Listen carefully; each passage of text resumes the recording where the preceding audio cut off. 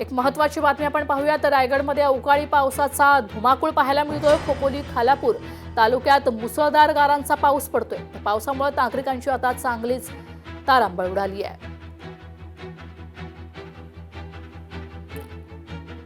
रायगडमध्ये अवकाळी पावसानं अक्षरशः धुमाकूळ घातलाय। खालापूर तालुक्यात मुसळधार गारांसह पाऊस पडतोय।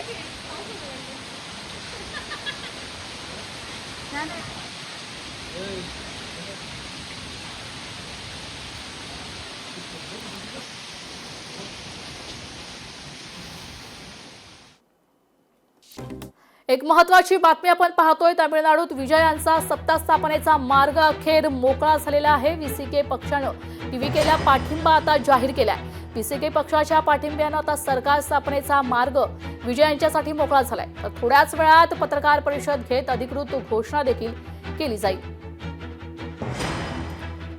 आपण पाहतोय तामिळनाडूत विजय यांना 2 आमदारांची गरज होती आणि आता व्हीसीके पक्षानं टीव्हीकेला पाठिंबा जाहीर केलाय। त्यामुळे विजय यांना आता सत्ता स्थापन करण्यासाठी मार्ग मोकळा झालेला आहे। थोड्याच वेळात पत्रकार परिषद घेत अधिकृत घोषणा देखील केली जाईल।